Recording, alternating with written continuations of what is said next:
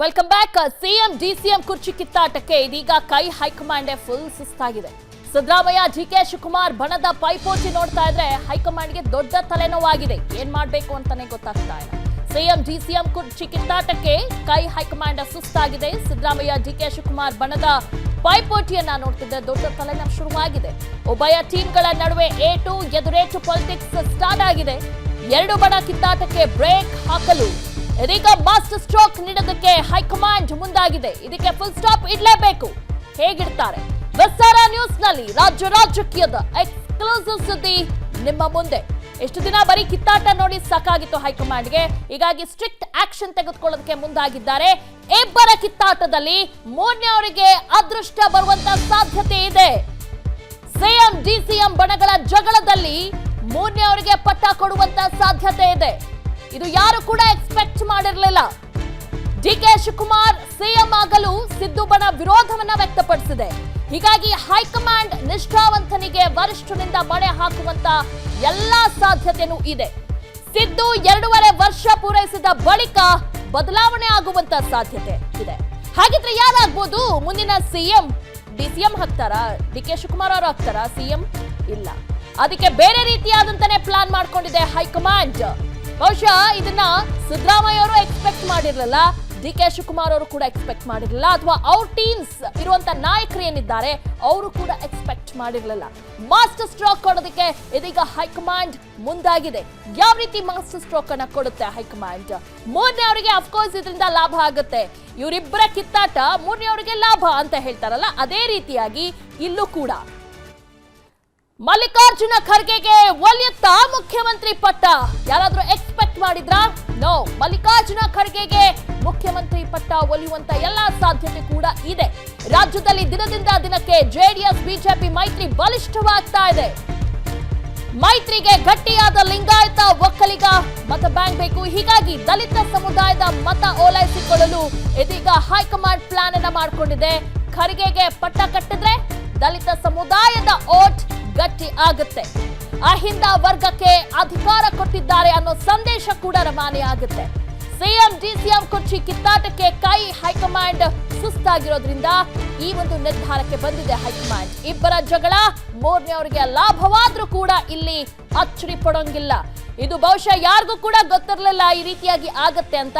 ಎಲ್ಲಾ ಸಾಧ್ಯತೆಗಳು ಕೂಡ ಇದೆ. ಬಹುಶಃ ಮುಂದೆ ಮಲ್ಲಿಕಾರ್ಜುನ ಖರ್ಗೆ ಅವರಿಗೆ ಈ ಜವಾಬ್ದಾರಿಯನ್ನು ಕೂಡ ನೀಡಬಹುದು.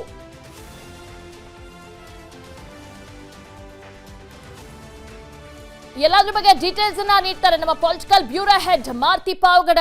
ಮಾರುತಿ, ಬಹುಶಃ ಇದನ್ನ ಯಾರು ಕೂಡ ಎಕ್ಸ್ಪೆಕ್ಟ್ ಮಾಡಿರಲಿಲ್ಲ. ಸಿಎಂ ಆಗಿರ್ಬೋದು, ಡಿಸಿಎಂ ಆಗಿರ್ಬೋದು, ಅಥವಾ ಅವ್ರ ಬಣದ ಸಚಿವರಾಗಿರ್ಬೋದು, ಶಾಸಕರಾಗಿರ್ಬೋದು. What a surprise! ಇದು ಮುಂಚೆನೆ ಪ್ಲಾನ್ ಆಗಿತ್ತಾ ಏನು ಅಂತ? ಮುಂದೆ ಆಗ್ತಾರ ಮಲ್ಲಿಕಾರ್ಜುನ ಖರ್ಗೆ ಅವರು ಮುಖ್ಯಮಂತ್ರಿ? ದಿವ್ಯಾ, ಮೂರು ಪಕ್ಷಗಳ ಕಣ್ಣು ಇರುವಂಥದ್ದು ರಾಜ್ಯದಲ್ಲಿ ಮೂರು ಪಕ್ಷಗಳನ್ನು ಸಂಘಟನಾತ್ಮಕವಾಗಿ ಸದೃಢವಾಗಿ ಮಾಡಬೇಕು ಅನ್ನುವಂಥದ್ದು. ಒಂದು ಕಡೆ ರಾಜ್ಯ ನಾಯಕರುಗಳು ಅದೇ ರೀತಿಯಾಗಿ ಯೋಚನೆ ಮಾಡ್ತಾ ಇದ್ದಾರೆ. ಅದೇ ರೀತಿ ರಾಷ್ಟ್ರೀಯ ಮಟ್ಟದ ಬಿಜೆಪಿ ಹಾಗೂ ಕಾಂಗ್ರೆಸ್ ನಾಯಕರು ಕೂಡ ಕೇವಲ ಈಗಷ್ಟೇ ಅಲ್ಲ, ಮುಂದಿನ ಬರುವಂತಹ ಸ್ಥಳೀಯ ಸಂಸ್ಥೆಗಳ ಚುನಾವಣೆ ಆಗಿರ್ಬೋದು, ತದಬಳಿಕ ಬರುವಂತಹ ವಿಧಾನಸಭಾ ಚುನಾವಣೆಗೆ ಯಾವ ರೀತಿಯಾಗಿ ಈಗಲಿಂದಲೇ ಪಕ್ಷವನ್ನು ಸದೃಢ ಮಾಡಬೇಕು ಅನ್ನುವಂಥ ಒಂದು ಲೆಕ್ಕಾಚಾರದಲ್ಲಿ ಕಾಂಗ್ರೆಸ್ಸು ಇದೆ, ಬಿಜೆಪಿನೂ ಇದೆ, ಅದೇ ರೀತಿ JDS ಕೂಡ ಇದೆ. ಆದರೆ ಆಡಳಿತ ಪಕ್ಷವಾಗಿರುವಂತಹ ಕಾಂಗ್ರೆಸ್ಸಲ್ಲಿ ಕಳೆದ 1 ವರ್ಷದಿಂದಲೂ ಕೂಡ ಆಡಳಿತ ನಡೆಸೋದಕ್ಕಿಂತಲೂ DCM ಹಾಗೂ CM ಬಗ್ಗೆ CM ಬಣಗಳ ನಡುವೆ ವಾಗ್ದಾಳಿ ಆಗ್ತಾ ಇರುವಂಥದ್ದು, ಏಟು ಎದುರೇಟಿನ ಹೇಳಿಕೆಗಳು ಕೊಡ್ತಾ ಇರುವಂಥದ್ದು. ಪದೇ ಪದೇ ಮುಖ್ಯಮಂತ್ರಿ ಬದಲಾವಣೆ ಆಗ್ತಾರೆ, DCM ಬದಲಾವಣೆ ಆಗ್ತಾರೆ.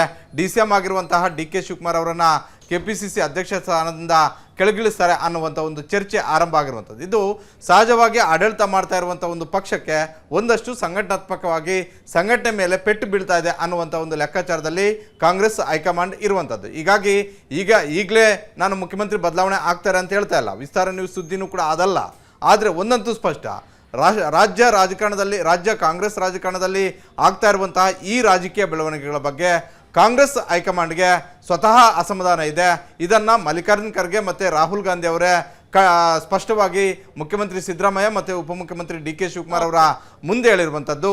ಎಲ್ಲ ಬದಲಾವಣೆಗಳು ಕೂಡ ಮಾಡುವಂಥದ್ದು ಕಾಂಗ್ರೆಸ್ ಹೈಕಮಾಂಡ್. ಹೀಗಾಗಿ ನೀವು ಕಾಂಗ್ರೆಸ್ ಹೈಕಮಾಂಡ್ ಯಾವಾಗ ಹೇಳುತ್ತೋ ಆವಾಗ ಆ ಸಂದರ್ಭದಲ್ಲಿ ನಿಮ್ಮ ಸ್ಥಾನಗಳಿಂದ ನೀವು ಕೆಳಗಿಳಿಯಬೇಕಾಗುತ್ತೆ.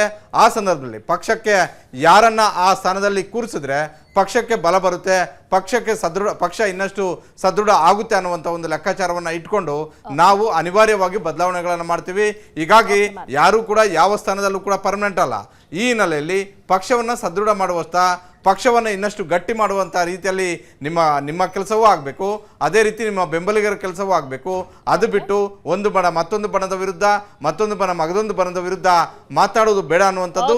ಅದರ ಜೊತೆಗೆ ಮಲ್ಲಿಕಾರ್ಜುನ್ ಖರ್ಗೆ ಅವರು ಬಹಳಷ್ಟು ವರ್ಷಗಳಿಂದ ಸುಮಾರು 40 ವರ್ಷಗಳ ಕಾಂಗ್ರೆಸ್ ಹೈಕಮಾಂಡ್ಗೆ ನಿಷ್ಠಾವಂತರಾಗಿರೋದ್ರಿಂದ ಬಹುತೇಕ 2-2.5 ವರ್ಷಗಳ ಬಳಿಕ ಬಹುತೇಕ ಒಂದು ವೇಳೆ ಬದಲಾವಣೆ ಆಗಿದ್ದೆ ಆದರೆ ಆಶ್ಚರ್ಯ ಅಭ್ಯರ್ಥಿಯಾಗಿ ಮಲ್ಲಿಕಾರ್ಜುನ್ ಖರ್ಗೆ ಅವರು ಕೂಡ ರಾಜ್ಯದ ಮುಖ್ಯಮಂತ್ರಿ ಆದರೂ ಕೂಡ ಆಶ್ಚರ್ಯ ಇಲ್ಲ ಅನ್ನುವಂಥ ಒಂದು ಚರ್ಚೆ ಕಾಂಗ್ರೆಸ್ ಹೈಕಮಾಂಡ್ ಮಟ್ಟದಲ್ಲಿ ನಡೀತಾ ಇದೆ ಅನ್ನುವಂಥದ್ದು. ಹೀಗಾಗಿ ಇದೆಲ್ಲವೂ ಕೂಡ ಸಾಧ್ಯತೆ ಇನ್ನು ಒಂದು ವರ್ಷದ ಬಳಿಕ ಆಗುವಂತಹ ಒಂದಷ್ಟು ರಾಜಕೀಯ ಪಲ್ಲಟಗಳ ಬಗ್ಗೆ ಏನಾಗುತ್ತೆ ಅಂತ ಮಾಡ್ತೀವಿ. ಧನ್ಯವಾದಗಳು ತಮ್ಮೆಲ್ಲ ಡೀಟೇಲ್ಸ್ಗಾಗಿ.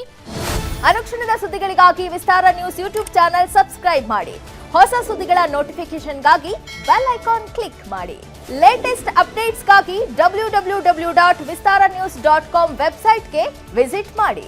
ಅಂಗೈಯಲ್ಲೇ ಜಗತ್ತಿನ ಸುದ್ದಿ ತಿಳಿಯಲು ವಿಸ್ತಾರ ನ್ಯೂಸ್ ಕನ್ನಡ ಆಪ್ ಡೌನ್ಲೋಡ್ ಮಾಡಿ.